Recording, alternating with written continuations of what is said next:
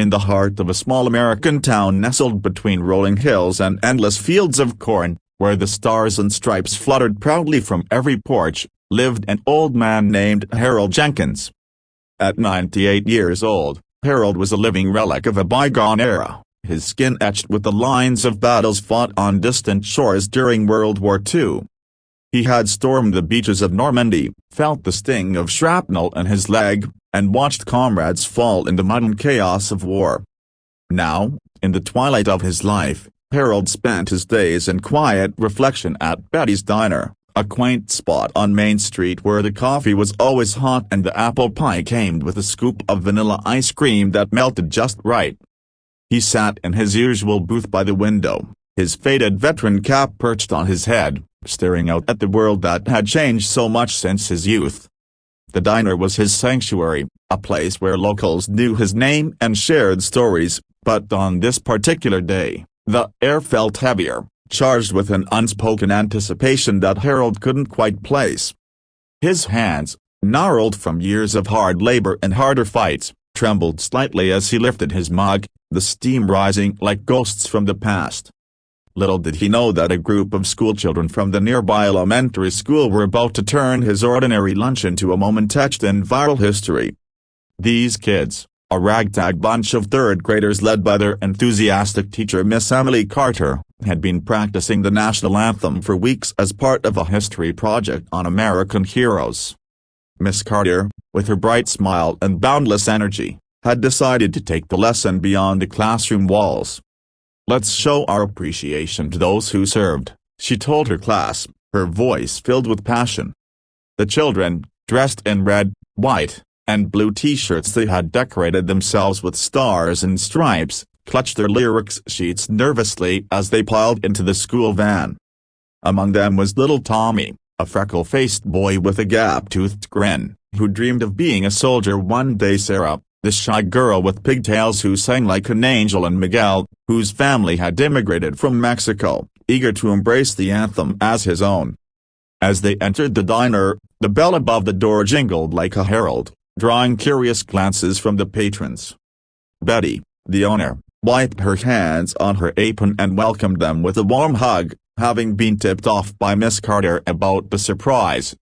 Harold looked up from his newspaper, his blue eyes squinting through bifocals, wondering what the commotion was about. The kids formed a semicircle around his booth, their faces flushed with excitement and a touch of fear. Miss Carter nodded encouragingly, and Tommy stepped forward, his voice small but steady. "Mr. Jenkins, we learned about WWII in school, and we wanted to thank you for your service." Harold's eyebrows raised in surprise, a faint smile tugging at his lips. He hadn't expected these, and not today, not ever. The children straightened their backs, and at Miss Carter's signal, they began to sing, "Oh Sa Can You See," by the dawn's early light. Their voices started soft, tentative, but grew stronger with each word, harmonizing in that imperfect, beautiful way only children can. The diner fell silent, forks paused midair, conversations hushed, as the anthem filled the space. Harold's hand froze on his coffee mug. Memories flooded him like a tidal wave of the roar of artillery, the camaraderie of his platoon, the letters from home that kept him going.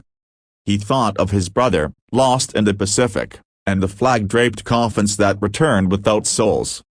Tears welled in his eyes, unbidden and unstoppable, tracing paths down his weathered cheeks. The kids noticed, their voices wavering for a split second, but they pushed on, pouring their hearts into the song. Patrons pulled out their phones, capturing the moment, the raw emotion palpable in the air.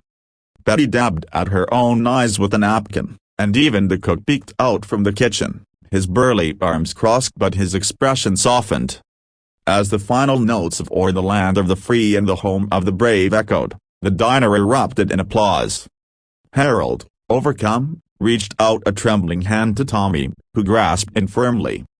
"Thank you, son," he whispered, his voice cracking. "You have no idea what this means." The children beamed, hugging him one by one, their small arms wrapping around his frail frame. Sarah whispered, "You're our hero, Mr. Jenkins."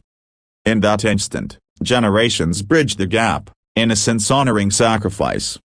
Word spread quickly. One video uploaded by a bystander went viral overnight, amassing millions of views, shares, and comments from around the world. People wrote of their own veteran relatives, of the importance of remembering history, and how such acts restore faith in humanity. Harold, who had been battling a terminal illness quietly, found a renewed spark in his eyes. Doctors had given him months, but this moment, this outpouring of love, seemed to infuse him with a bit more time. The town rallied, organizing visits and letters, turning Harold's final days into a celebration of his life. Miss Carter's class became local celebrities, interviewed on news channels, their story inspiring similar tributes across the country.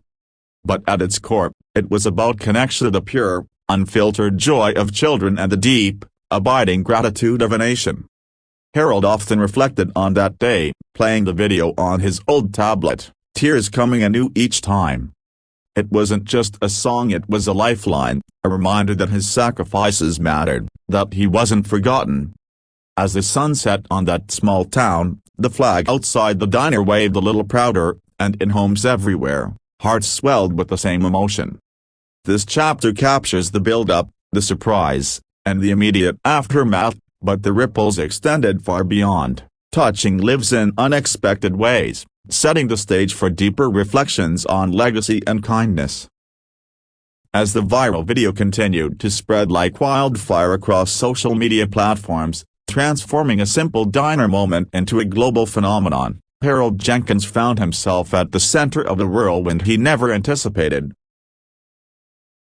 Reporters from major networks descended on the small town, their cameras flashing and microphones thrust forward, eager to capture the essence of this heart-tugging story. Harold, ever the humble veteran, sat in his modest home surrounded by faded photographs of his wartime buddies, recounting tales of D-Day with a voice that carried the weight of history. It wasn't about glory, he'd say, his eyes distant. It was about doing what needed to be done. The children, now bonded forever by their act of kindness, visited him regularly, bringing drawings and homemade cookies, their laughter filling rooms that had grown too quiet in his solitude. Tommy, inspired beyond measure, started a club at school called Heroes Among Us, where kids researched and honored local veterans, turning classrooms into hubs of appreciation. Sarah, overcoming her shyness, performed the anthem at town hall meetings, her voice gaining confidence with each rendition. Miguel shared stories of his own family's journey to America, weaving threads of immigration and patriotism into the narrative, showing how the anthem united diverse backgrounds under one flag. Miss Carter, overwhelmed by the response, received awards from educational associations, but she always deflected praise to her students. "They're the real stars," she'd insist. The video's comments section became a digital memorial, filled with personal anecdotes. A woman whose grandfather served in the same unit as Harold, a young soldier overseas finding solace in the reminder of home, even international viewers moved by the universal theme of respect for elders. Donations poured in for veteran causes, funding programs that provided companionship and medical aid to those like Harold. In the midst of this, Harold's health fluctuated. Some days he felt strong enough to walk to the diner unaided, others confined him to bed, where he'd watch the video again, the kids' faces blurring through his tears. One evening, as twilight painted the sky in hues of orange and purple, the children organized a backyard concert just for him. String lights twinkled like stars, and folding chairs dotted the lawn as neighbors gathered. The kids sang not just the anthem, but a medley of wartime songs. Harold loved to Boogie Woogie Bugle Boy, White Cliffs of Dover, their voices carrying on the breeze. Harold, wrapped in a blanket, clapped along, his spirit lifted higher than it had been in years. Tears streamed freely, not from sorrow, but from an overwhelming sense of fulfillment. "You've given an old man a new lease on life," he told them, pulling each into a hug. The moment was captured anew, adding layers to the viral saga. Beyond the town, the story inspired a national movement. Schools adopted similar programs, diners hosted veteran appreciation days, and social media challenges encouraged people to share their own acts of kindness. Harold received letters from the president, medals he thought long forgotten, and even a call from a Hollywood producer interested in a documentary. But for Harold, the true gift was the personal connection, to the way Tommy's eyes lit up when he shared war stories, or how Sarah's song reminded him of his late wife's voice. As his condition worsened, the community rallied closer, ensuring he was never alone. In his final weeks, Harold dictated a letter to the children: "You didn't just sing a song, you sang life back into my soul.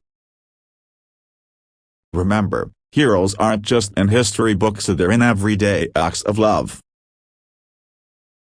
The day he passed, peacefully in his sleep, the town mourned, but the video lived on, a testament to his legacy. Funerals turned into celebrations, with the kids leading the anthem at his graveside, flags waving solemnly.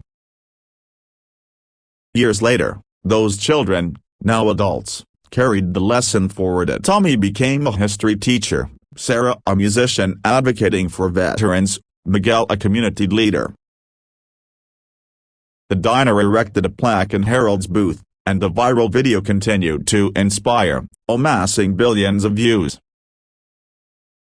It reminded the world that in a divided age, simple gestures of gratitude could heal wounds, bridge divides, and ignite hope.